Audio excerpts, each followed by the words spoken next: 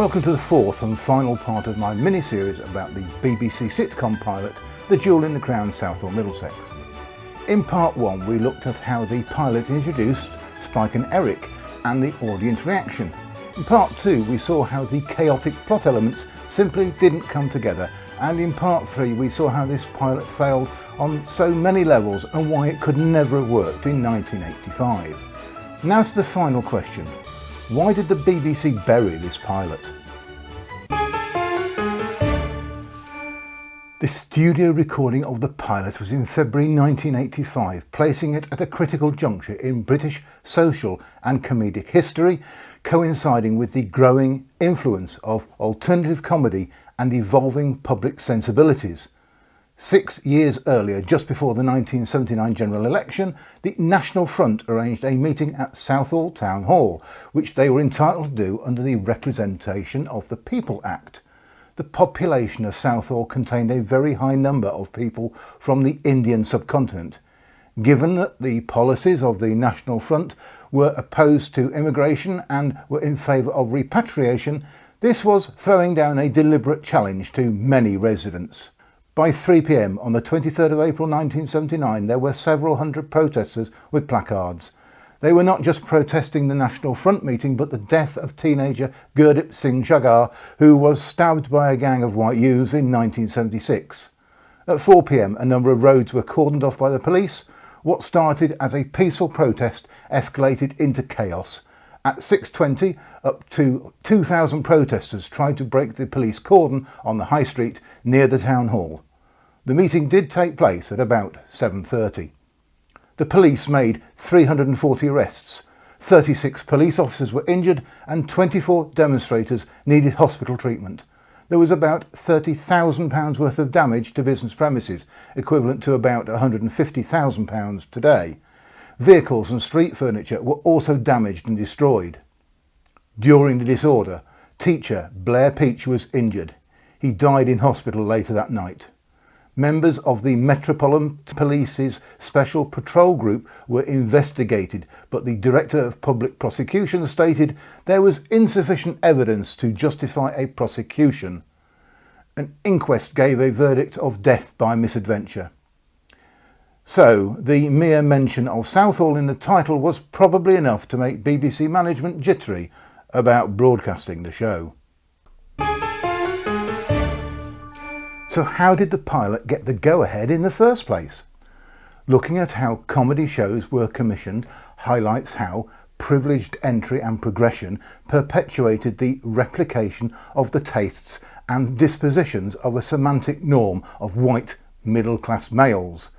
In the 1980s, the BBC still deferred to legacy talent, and the central figures of writer Johnny Speight and performers Eric Sykes and Spike Milligan were all well established at the BBC. They were considered as safe hands.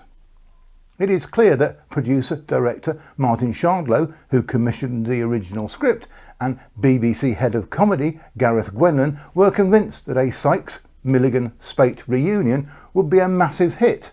A pitch for a new Sykes and Milligan sitcom would have been greenlit on reputation alone. Speight was known for sometimes delivering scripts late or that were incomplete, but it wasn't considered a problem. The show's working title of Sykes-Milligan Pilot indicated an initial emphasis on the star power of the performers and their established comedic partnership. It's not unusual for a pilot to have a working title. Sometimes the final title isn't decided until after the recording. A pilot is often made without opening titles or closing credits. They are an additional expense that wouldn't be needed to demonstrate that the script and the premise of the show worked. The working title sounds harmless, nostalgic, cosy. This could be another iteration of Sykes and A, updated for the 1980s. The pilot's actual full title, The Jewel in the Crown, Southall, Middlesex, immediately signals its central and controversial thematic focus. It would likely have raised alarms once it was revealed. The BBC management may not have seen the final title until the studio day. By then it was practically too late to do anything. The budget had been spent and the audience were already travelling to the studio. Although The Jewel in the Crown, Southall, Middlesex does have an opening title sequence, it's entirely likely it was filmed and edited without any management oversight. Unfortunately, some of the production documents are missing from the BBC archives, so the date the title sequence was filmed is not on record. However, the filming must have been quite near to the studio recording date, as the play Fool for Love, seen in the opening title sequence, only opened at the Lyric Theatre on the 4th of February 1985. The writer's contract allowed the BBC at least a month to decide if a script was suitable and require rewrites to make it acceptable, or alternatively abandon the script altogether. Regardless of what the title was, the memo from Suzanne Pinto on the 24th of January 1985 confirmed that the script had been accepted and asked for the second half of Speight's fee to be paid, which, according to the contract, meant acceptance by the BBC of the material as suitable for television. The purpose of a pilot is to test various aspects of production, to see how everything fits together. BBC executives always watch the studio tapes to evaluate the success or otherwise of a pilot before deciding to commission a series, or asking for changes in the script, cast and other aspects. They would have seen Spike in brownface performing racial caricatures with a confused, dated script, and Spike in particular corpsing and apparently ad-libbing. Then there was the often silent, uncomfortable audience. Milligan's character explicitly stating his intent to steal jobs while in brownface suggests a meta-commentary on his own controversial history. It ultimately failed to function as satire. The Irish references in the pilot are likely intended as self-deprecating or in-group humour, Milligan laughing at his own identity, which is common in his work. However, in the context of a pilot that was already using highly contentious and outdated Indian and Pakistani stereotypes, the use of any broad national stereotype, even one Spike could claim to own, contributes to the overall feeling of the show being a relic of a bygone era of comedy that lacked the sensitivity and sharpness required for 1985's television. Then there are the abandoned subplots and a finale that made no sense. This is the moment the BBC management knew, we can't broadcast this. The Jewel in the Crown, Southall, Middlesex was definitively never broadcast. The failure to broadcast the pilot, even with its potential self-aware elements, serves as a significant indicator that by 1985 both the broadcasting institution and a segment of the public were no longer willing to tolerate such explicit racial humour, even from a celebrated writer and comedians. This marks a discernible shift from the 1970s, when shows with similar content were transmitted, albeit with varying degrees of controversy. The pilot of The Melting Pot was the extreme. The 1975 show crossed multiple lines that even 1970s viewers found shocking. The brown-face makeup on Spike Milligan and John Bird to portray illegal Pakistani immigrants caused the most notable outrage. Furthermore, the show's entire premise was built on a litany of every available ethnic stereotype, which was considered lazy and offensive even for the time. The Jewel in the Crown, Southall, Middlesex was a retreat. By 1985, Milligan and the BBC were more cautious. While Jewel in the Crown still used the highly offensive faux Pakistani accent and the stereotype of the dodgy curry house owner to achieve its humour, it dropped the literal procession of ethnic characters from the central conceit. Ultimately, both pilots represent a failure of the old guard of British comedy to adapt their style of humour to the rising social and institutional sensitivities. The fact that two different shows featuring Milligan and this type of racial caricature were shelved a decade apart highlights the depth of controversy surrounding his approach to ethnic humour. While popular rumblings attributed its non-transmission to political correctness, a more nuanced perspective suggests it was probably more to do with the fact it was horribly misjudged and not really very funny. This implies a complex interplay of factors: the inherent poor quality and lack of comedic effectiveness of the content, coupled with a social climate that made its controversial elements unacceptable. The explicit use of brownface and the racially charged jokes were undoubtedly central to its deemed unsuitability for broadcast. The fact that Spike Milligan and Eric Sykes played versions of themselves rather than fictional characters fundamentally changes how we interpret the material. It arguably makes the script's core conceit more racially offensive, as it removes the traditional defence of satirical comedy, the Alf Garnett shield. Usually a writer can argue, we aren't being offensive, the character is a bigot and we're laughing at their ignorance. Had Milligan played a fictional Arthur Bloggs, any prejudice could be attributed to the character, insulating Milligan himself from the criticism. However, when Milligan plays Spike, the audience perceives the performance as a direct extension of the man himself. When this persona announces he's going to black himself up to steal some of their bloody jobs, the sentiment feels like a direct expression of the celebrity's own anxieties rather than a separate creative invention. This dissolves the satirical distance entirely. This choice was particularly potent, giving Milligan's complex public image. By playing himself, the script capitalises on his reputation for blurring the lines between genius and genuine malice. It leans into his well-documented, controversial views, such as those cited by his agent Norma Farnes regarding his concerns about immigration. Ultimately, the performance isn't just offensive, it's a cynical use of Milligan's celebrity status. By drawing on his history with shows like Curry and Chips, the act of brownface becomes a deliberate, personal performance rather than a character study. For the audience, this shifts the material from potential satire into what critics and broadcasters saw as unfiltered, celebrity-endorsed prejudice presented for comedic effect.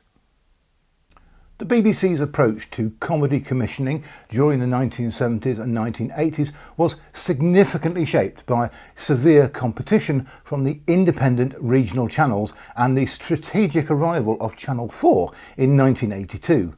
The BBC's public service broadcasting remit to inform, educate and entertain likely created an internal tension when evaluating pilots like The Jewel in the Crown, Southall, Middlesex, whose crude humour and problematic racial portrayals would have clashed with these stated objectives.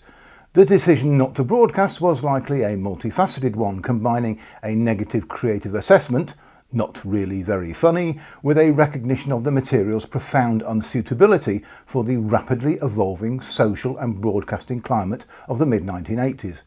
Added to this, there would be the anticipated negative reactions and pressure from the press, MPs, community groups and the Broadcasting Standards Commission. There is a clear chronological progression in the BBC's and regulators' responses to problematic content, moving from initial broadcast with subsequent issues to outright suppression.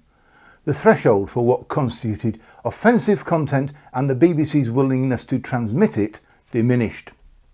A pilot that was genuinely funny and well executed, even if controversial, might have found a way to be broadcast or at least defended more vigorously. However, a pilot that is both creatively weak and racially offensive becomes indefensible, particularly within a developing social and regulatory environment. The absence of strong comedic merit would effectively nullify any potential satirical defence, leaving only the problematical content exposed. This suggests a BBC commissioning environment that by 1985 was becoming increasingly risk-averse to overtly offensive material, especially when it lacked robust comic justification. This decision reflects a strategic choice to uphold perceived public service standards in the face of content deemed both creatively deficient and socially unacceptable. When a pilot failed this badly, the BBC didn't announce it, they simply filed the tape, cancelled the project, moved on and avoided publicity. There was no attempt to salvage the material. There was no press release, and there is apparently no mention of the show in the memoirs of any of the principal people involved in the production. The quiet burial of the jewel in the crown Southall, Middlesex wasn't just a product of BBC caution, it was a product of a media ecosystem that no longer exists. In 1985, the BBC could hide a disaster. In 2026, it will be impossible. This pilot could never be buried today. A typical sitcom studio audience would be 200 to 300 people. In 1985, those people went home and told their families. In 2026, despite people being asked to turn off phones and not take photos or record video or audio in the studio, that would not stop people doing so. They would tweet about it, post video and audio clips, write Reddit threads, share impressions on TikTok, send direct messages to journalists and tag the BBC directly. The BBC wouldn't get the chance to quietly shelve it, the audience would force the issue. A controversial sitcom would trigger immediate responses from community leaders, advocacy groups, journalists and news media, members of parliament and cultural commentators. In 1985, community and pressure groups had limited reach. Today they can mobilise thousands of people online in minutes. The BBC today is risk averse, conscious of its reputation, terrified of public relations disasters, while being monitored by social media and scrutinised by Ofcom. A controversial pilot wouldn't just be shelved, it would have been cancelled at the script stage long before casting or rehearsal. In recent years, the BBC has been forced to confront high-profile controversies head-on. We see it in the 2021 Dyson investigation, where the corporation finally apologised for decades of covering up the deceptive methods used by Martin Bashir to secure his panorama interview with Princess Diana. We've seen it more recently in the swift internal investigations into Hugh Edwards and the senior resignations following the misleading Trump January 6 edit. These incidents, from historical deceptions to modern editorial failures, were at least met with visible processes and accountability. By contrast, the treatment of the jewel in the crown, Southall, Middlesex, seems marked by total silence, no clarification, no contextualisation and no acknowledgement of its existence. The disparity is striking, not as an accusation but as an observation of how openly the corporation can act when it chooses and how completely it can close ranks when it does not. The quiet burial was only possible because the world was quiet. It was a pre-internet scandal, and pre-internet scandals could simply vanish. Today, the internet remembers everything. The fact that the jewel in the crown Southall Middlesex stayed buried for 40 years is only possible because it belonged to a world where the tapes could be hidden. The audience had no platform, the BBC controlled the narrative, the press didn't know it existed, the performers were protected by reputation, and the institution could hide its mistakes. The BBC didn't just want to stop people seeing the pilot, they didn't want people to know it even existed. The very elusiveness of the pilot paradoxically increases its academic value as a subject for media archaeology and critical analysis of institutional memory and censorship. The fact that the pilot was never released publicly in any form implies an active decision to suppress its content from public view. This makes its very existence, or rather its non-existence in the public sphere, a powerful statement about broadcasting gatekeeping. The hidden nature of such pilots, similar to the Melting Pot series, which was locked up in the BBC's vaults for over 40 years, highlights the formidable power of institutions like the BBC to shape historical narratives and public memory by controlling what is seen and what is withheld. Unlike many unbroadcast pilots, we do, in principle, know why this pilot was never aired, and it's not because it is what's often referred to as lost media, as the BBC archives hold two different edits of the pilot. One is 37 minutes 30 seconds, and the other one, the one I've seen, is 35 minutes 36 seconds. They are both stored in multiple formats, Plus, there's an 86-minute tape of the studio session. This pilot was made at a time when comedy was changing. The broad national stereotypes were no longer acceptable. Modern sitcoms required a more sensitive approach. Representation was becoming a public issue for all minority groups. The BBC was caught between old loyalties and new expectations, and The Jewel in the Crown, Southall, Middlesex is the moment where the old guard finally ran out of road. A fossil from a comedic tradition that no longer fitted the world around it. The Jewel in the Crown, Southall, Middlesex is not just a bad sitcom. It's a historical artefact that shows how comedy was evolving. It demonstrates the way that institutions had to change. It shows how the reputations of popular performers could blind decision makers. And we only know about it because someone made a copy on a VHS tape. And that's where our story ends, not with a scandal or a dramatic cancellation or a furious public backlash, but with silence, a silence that only existed because it was 1985. Back then, a studio audience of 200 people could watch a sitcom pilot, walk out of television centre and vanish into the night. No tweets, no blurry phone footage, no Reddit threads, no TikTok breakdowns, just a quiet bus ride home and a story to tell friends in the pub. The BBC could bury a mistake simply by not talking about it. They could let the ghost of the original Harry Moon conglomerates project fade away, replacing the warmth of a Tommy Cooper joke shop with the cold, awkward satire of a Southall cafe. A tape went on a shelf, a project was quietly forgotten, and the world moved on. A relic of a comic era that had already ended, preserved only because nobody cared enough to destroy it. And that's why this unseen pilot matters. Not because it's good, it isn't. Not because it's shocking, it's mostly just sad.